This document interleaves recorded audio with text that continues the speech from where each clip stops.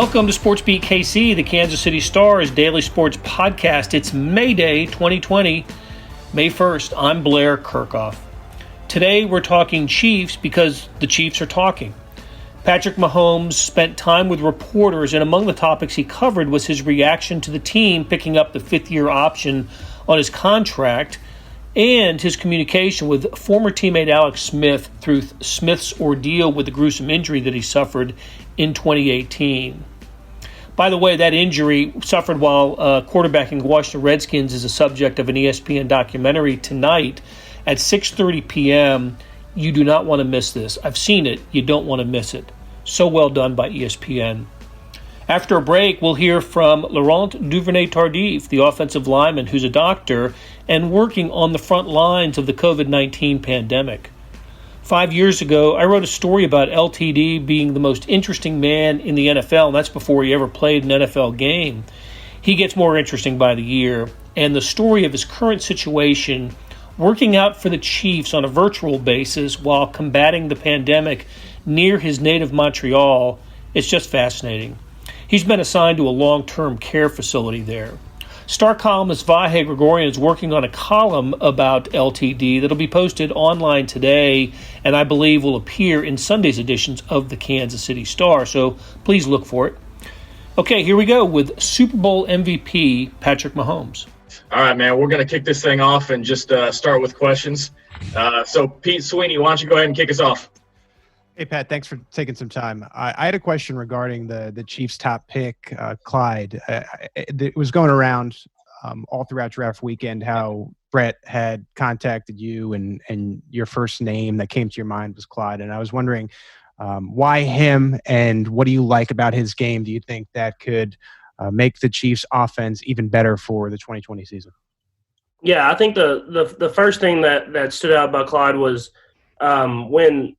when the competition and the games got bigger, it seemed like he played better. And I always love guys that can rise to the competition. And whenever you're on the biggest stage, you play your best football and you rise up and compete with your team.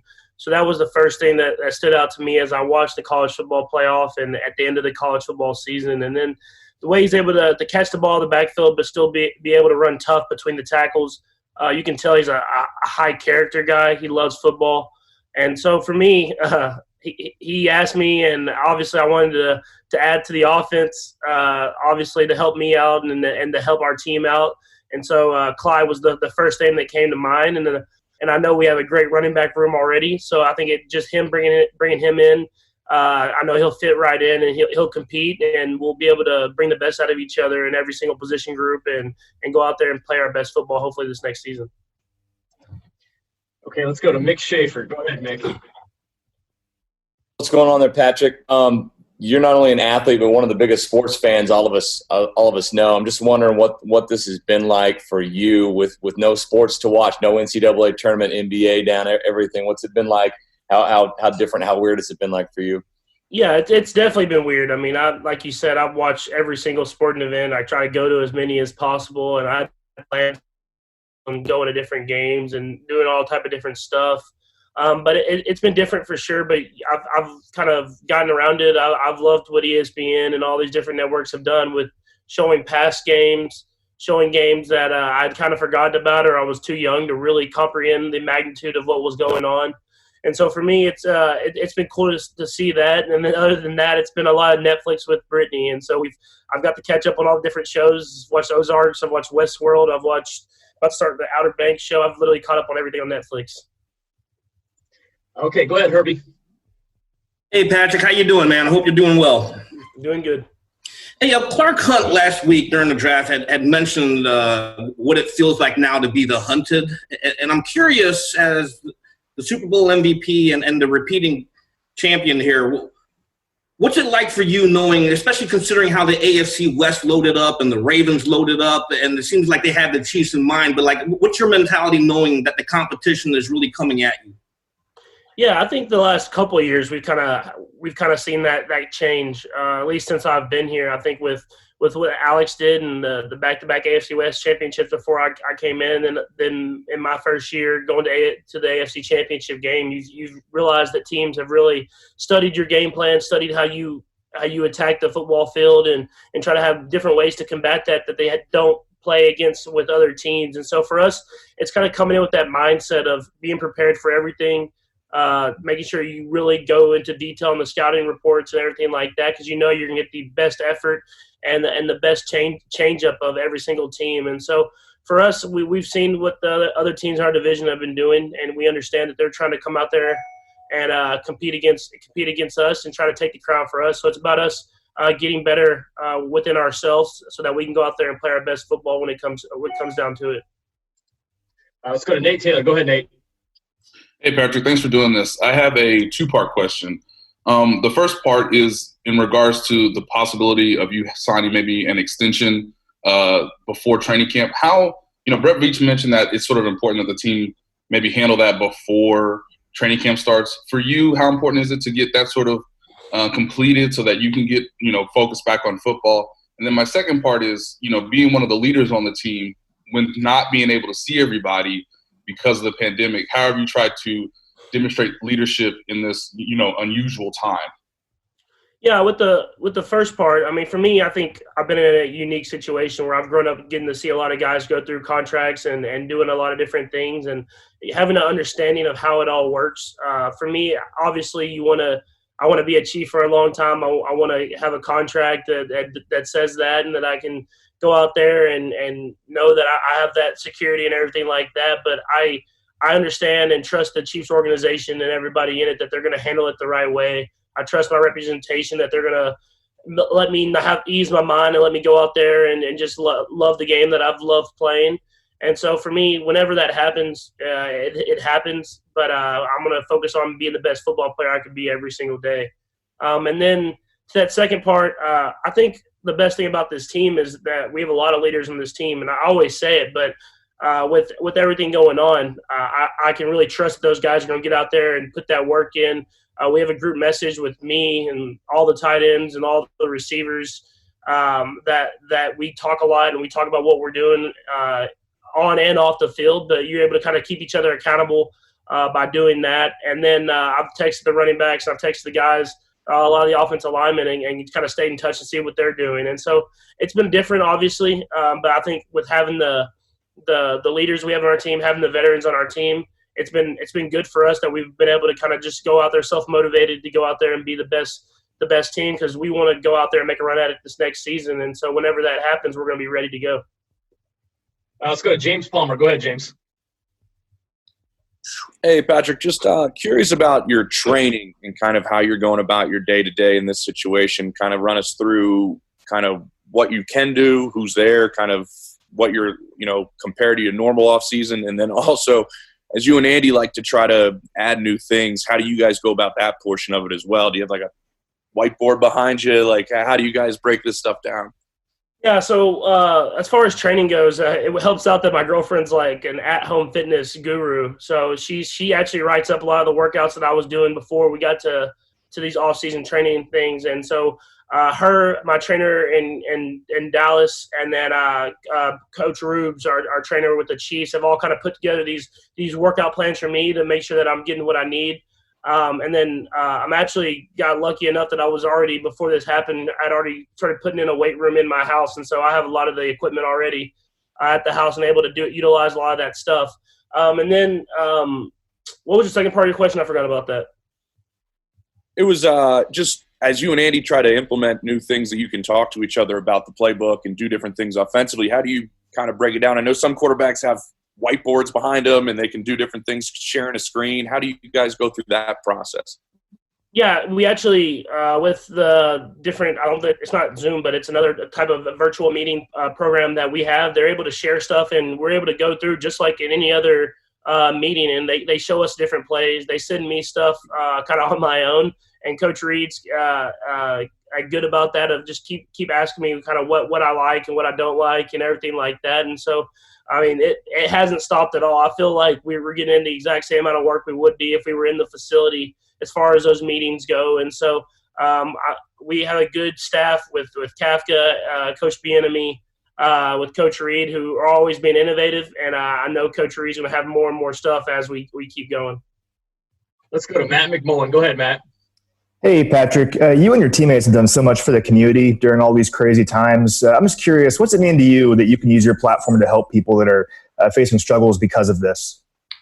Yeah, I mean it's awesome. I think the what Tyreek did of kind of igniting everybody to give back to the Harvesters organization and the Kansas City community was awesome. It was something that I was trying to find the best way to do, and then he kind of started it, and it kind of spiraled through the whole entire team, and we were able to really go out there and help the community. And it hasn't stopped there. I mean, guys are doing whatever they can and using their platform, using the things that they've gotten and that the community has given to them to give back. And so obviously we're not in the times that we want to be in. We want to be out there playing football and living life, being outside, doing whatever it is. But we're going to do whatever we can to come together, face the adversity, just like a football team would do. We're going to do that at a bigger scale with the world and go out there and fight it so that we come out on the other side and we're able to enjoy it together. Let's go to Adam Teicher. Go ahead, Adam. Hey, Pat. That TV special on Alex Smith and his injuries tonight, I was wondering, since he left the Chiefs, what your communication has been with him, and particularly since his injury. Yeah, we talk probably every 2 or 3 months at a time. We'll text and have a few conversations. Mostly it's about how the families are doing. Building that relationship that I had with him for a year, seeing him every single day, and then getting to go out to eat with his family, and then him with mine. I mean, we built a great relationship, and obviously I knew a lot of the stuff that was going on as far as the surgeries and when he had the infection and everything like that. And but I think the perspective of seeing the actual pictures even makes it even more magnitude to me.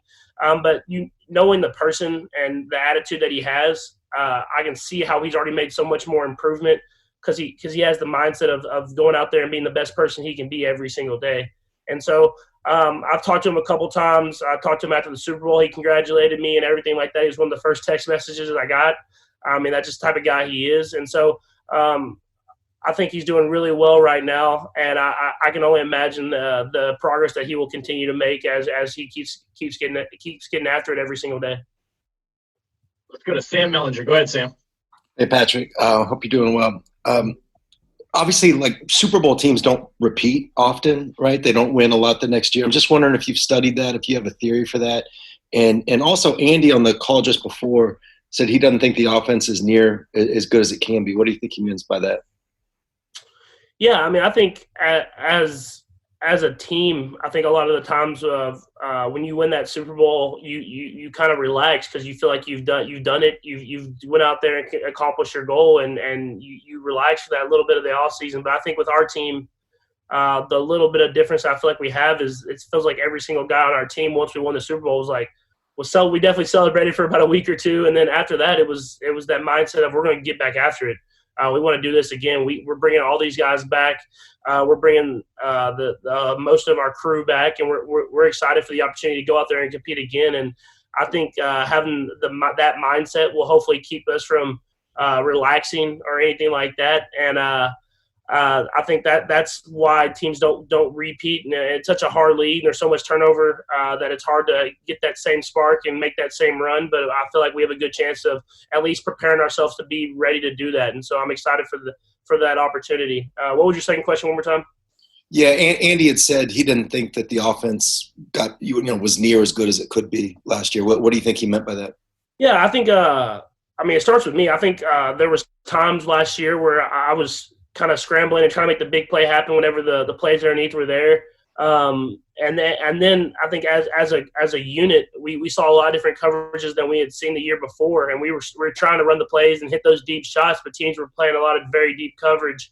And so I think just being able to find that balance, kind of like I do at the quarterback position, of when to run the route this way or when to run the route this way, or if you can't beat them over the top, find a way to get someone else open. It's something that we'll continue to work on, and defenses will continue to throw us different coverages and different things. But if we can progress and really become amazing at the fundamentals, then all the special talent that we have everywhere will really show when it needs to, and that we'll be able to take this offense and this team to the next level. All right, guys, I know we got lots of hands up here. We've got time for a couple more. We're going to go Sarin, and then BJ Kissel, you can close us out. Go ahead, Sarin. Thank you, Patrick, for the time. I know you talked about speaking with Coach Reed and Brett Veach about running backs, and you're into the whole how to make the team better. Mm-hmm. Salary cap, right? That's one of the things that all the fans are looking at, whether it's SPO or over the cap, and with an extension, kind of due for you coming up, and then Chris Jones having the franchise tag. That's one of their big conversations. How's it all going to fit? Do you get into that kind of minutia? Do you look at the cap, and are you playing armchair GM like so many fans are on how to make it fit so you can get everybody back in there? And then as a follow-up, if you could just explain just on the run game, like you mentioned Clyde Edwards-Helaire, how being able to run the ball makes everything work better for you guys even when you're throwing the ball. Yeah, well, first off with the salary cap, that obviously I look at stuff like that. I look at different things as far as how we can keep all these guys around, keep all these great playmakers that we have on this team. And so, but at the same time, it's a thing where I let it kind of handle itself. There's different ways you can maneuver and do different things in order to keep all the best players around. And I think we have a great organization that is really in tune with that and understands that we have what we have here and how many great football players we have, and that we want to keep as many as possible, and hopefully all of them if we can, to go out there and make a run at this thing again. And then as far as the with the running backs and Clyde and all those guys, I mean, I think if you look at when we had Damian rolling and he was healthy, and how much he really expanded our team and the way he was able to play in the playoffs and in the Super Bowl, and how he was able to kind of take our offense to the next level. I think in any offense you have to have that running game to really take it over the top. And so to have him getting Darrell Williams back, getting Darwin Thompson more and more accustomed to the offense, and then letting him kind of get more and more ingrained, and then adding Clyde and adding DeAndre, I think we're gonna have a lot of great running backs that really care and really want to put in the work to be the best. And I've always believed in competition brings the best out of everyone. And so for me, it's about going out there, letting those guys eat. I mean, all those guys can run, all those guys can catch, all those guys can block, and so it's a luxury for me to have guys like that in the backfield who are going to go out there and compete every single day. All right, BJ, close out. Patrick, again, appreciate your time. Just with this virtual environment and the way that you guys are going through these virtual meetings, and Coach and Brett have talked about in the past, getting guys who love football to be a part of this. As you're in this environment, how can this kind of weed out, I guess, in some ways, teams and players that aren't necessarily as bought in as you guys? Just how does having the right kind of guys who love football and love, the process in this kind of environment, just another added benefit for the way that this roster has been constructed? Yeah, I mean, you said it. I mean, when you have this different scenario where you have to kind of, I don't want to say adversity with everything going on, but it's an adverse situation because it's not the same as you would usually have, and where you're able to kind of go in and hold each other accountable because you can see everybody all day long pretty much. Now it's about who loves football, who loves the progress, and who wants to get better every single day. I mean, Coach Reed's trusting us to go out there and be the best person that we can be in order to help the team. And so I feel like the guys that we have understand that they don't want to just win one Super Bowl. They want to make a run at this thing again. They want to play the best football every single year that they can. And when you have guys like that, you can trust that they're going to be working out every single day. They're going to be preparing themselves, not only in the 2-hour, 4-hour, whatever window it is to learn with the coaches, but to take that stuff home with them, study that stuff at night whenever they got their own free time. And when you have guys that love football, you understand that you're going to have people that will take that stuff home, do that extra work in order to prepare themselves to be ready for whenever the season comes. Hey, it's Blair. We have a special subscription offer for SportsBeat KC listeners, unlimited digital access to the Kansas City Star's award-winning sports coverage. Sign up now for 1 year of Sports Pass for access to all the sports news, features, and columns presented on the kansascity.com site, and it's only $30. That's a 40% savings off our regular rate. Your subscription will automatically renew after the initial term at $50 unless you tell us to cancel. Your subscription helps support the sports coverage of kansascity.com and the Kansas City Star, and that support has never been more important. please visit kansascity.com/SportsBeatKC offer to get this special offer. And as always, thanks for listening. Hey, Larry, I remember from talking with you about your medical degree and your choices having to do with that when you were at McGill, to balance all your studies and so on, you had to sleep in the locker room and wake up, go to practice and such like that. So now you're on the front lines with the COVID stuff and going through this virtual off season. Does it remind you of those times? And how do you think that those times may help you as you're kind of diving right back into this? I mean, I think every healthcare professional, especially medical student, you work long hours, especially when you're learning. I remember, back in like 2013, 14, 15, when I was doing both at the same time, it was really hectic. But now I think it's a totally different mindset. I'm here more, to help, to support, to contribute in that time of crisis. And what goes through my mind is more like, how can I first protect myself, care for the patient, protect the patient as well, and doing all that while, of course, like trying to assist to as much virtual training as I can and work out on my home back home. Let's go to Matt Derrick. Go ahead, Matt. Hey, Doctor. You wrote a little bit about how that you're involved with the committee on advising the NFL and just how to proceed going forward. Just curious, what is your take about how, you feel like that the NFL should proceed, when you think it would be safe for everyone to get back, and, do you think you're going to be able to play a full season?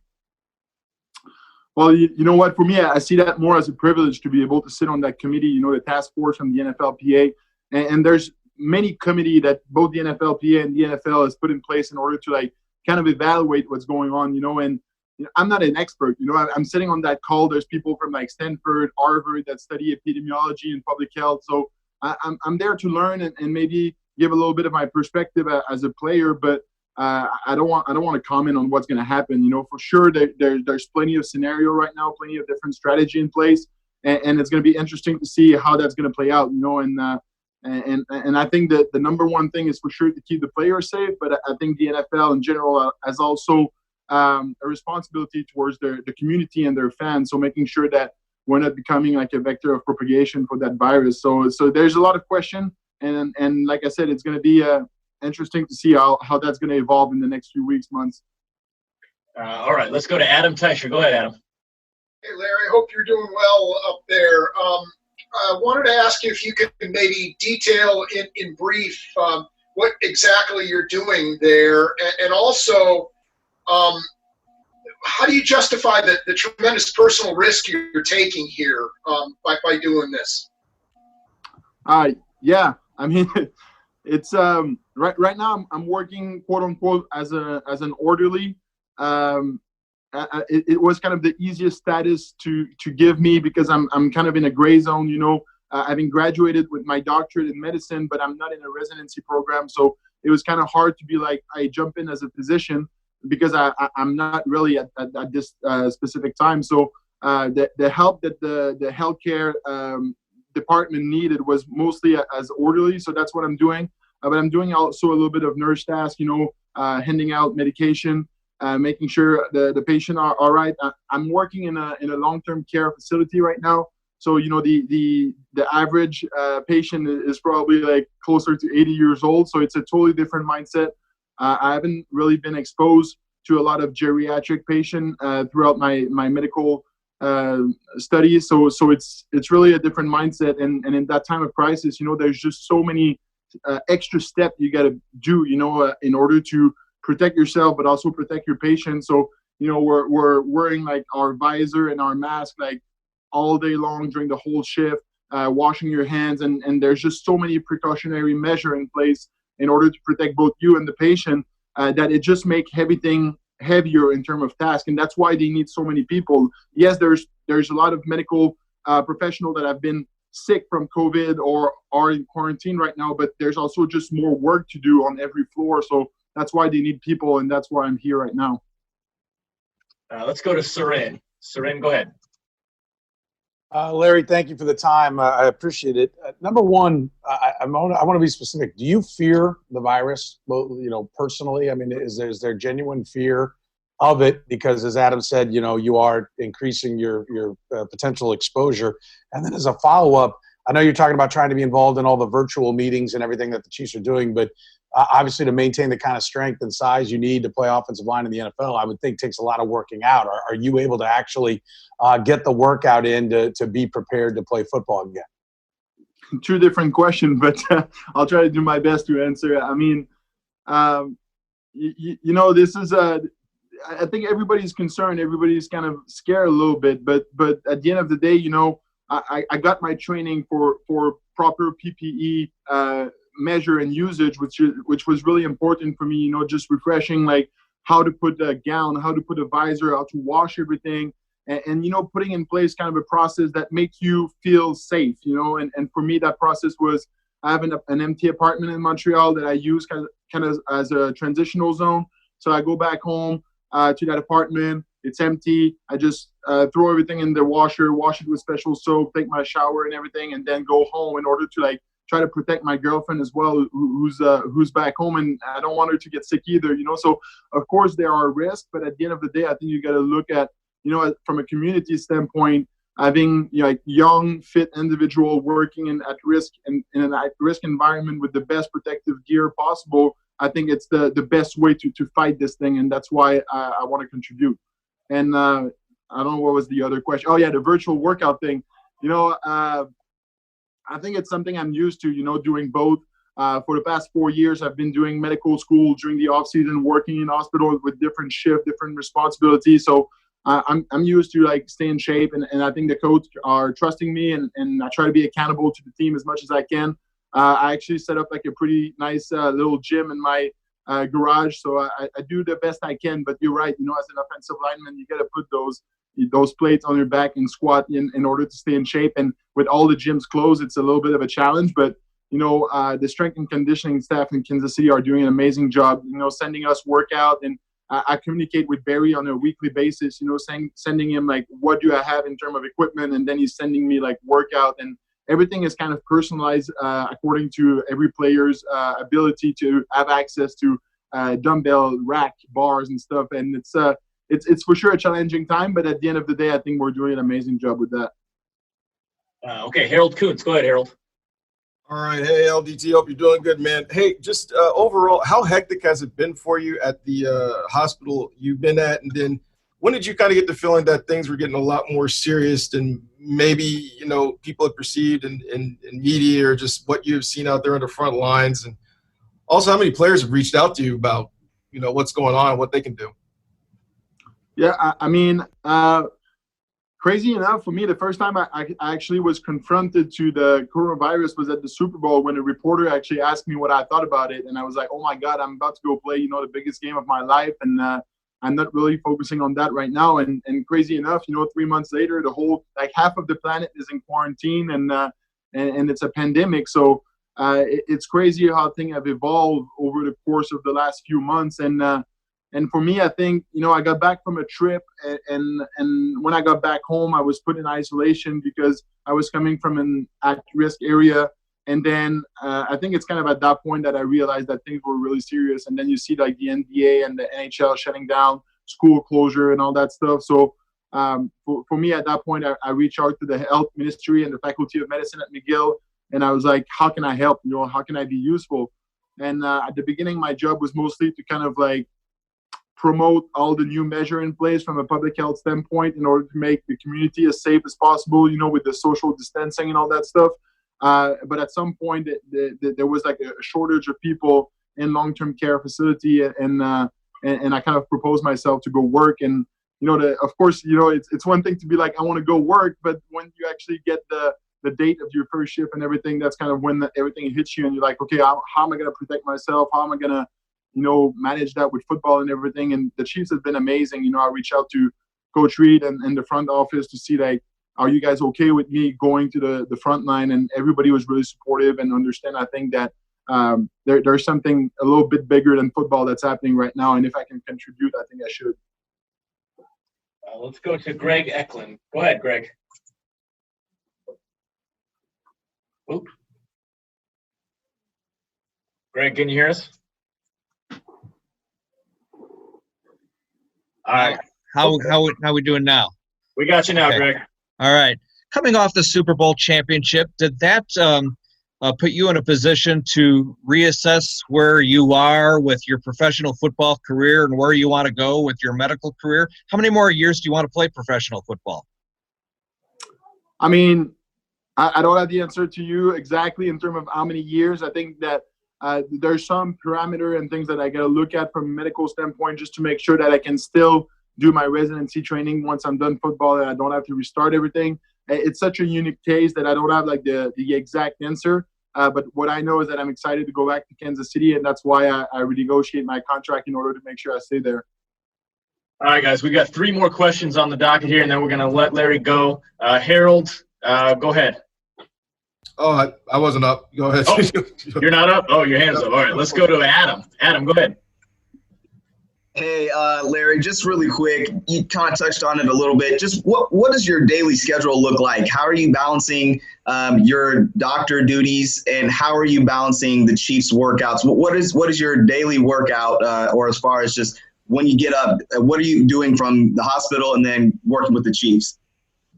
I work out the schedule with my my O-line coach, Coach Eck, to make sure that I can be there for as many virtual workouts as possible.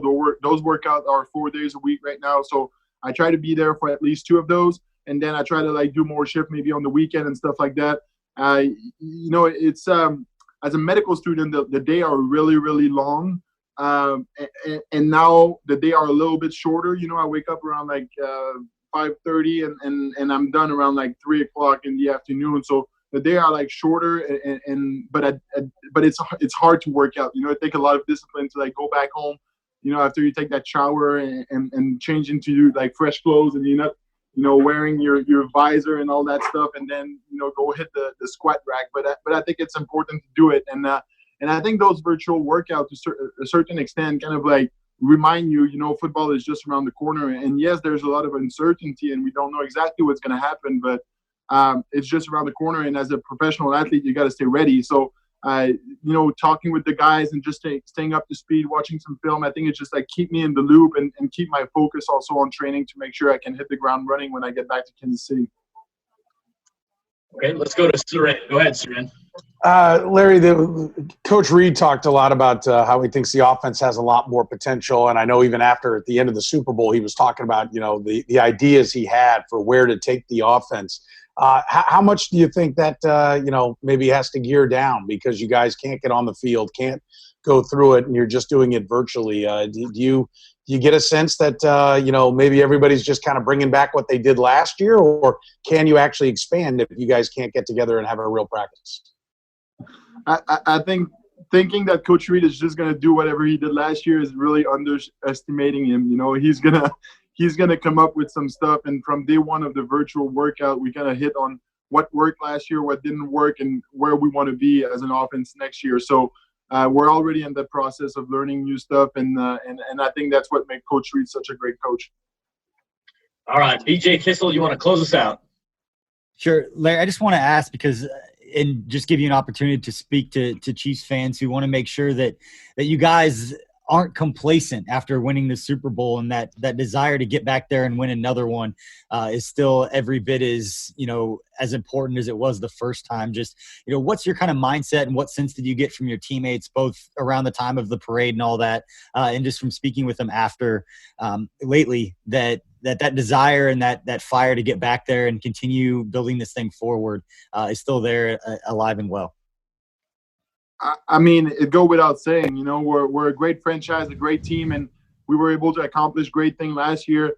And the awesome thing is that we kind of keep the same core, same coaching staff, same player, and we're going to go do that thing one more time. And yes, after the Super Bowl, there's the parade, there's like a bunch of interview and festivity and opportunity. But for me personally, after 2 weeks, I kind of took like a little bit of a break. I went on a trip with my girlfriend, and that was, yes, to take some time to chill, but also kind of like to regroup, focus, digest whatever happened, and now, focus on next year, the 2020 season. And it's not a process that starts in the fall when training camp hits. It's something that starts, in March and February. And yes, we went all the way through this year, but I think it just gave us like even more kind of will to pursue that project of doing it one more time. That will do it for today. Thanks to our production staff of Derek Donovan, Savannah Smith, Randy Mason, Beth Welsh, Jeff Rosen, and Chris Bickett.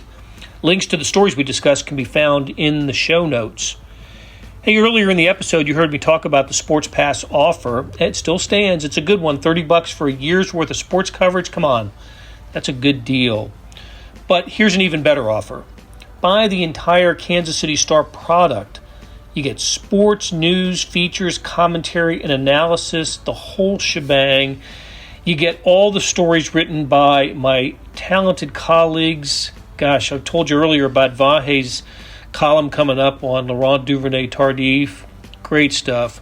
The details can be found at account.kansascity.com/subscribe.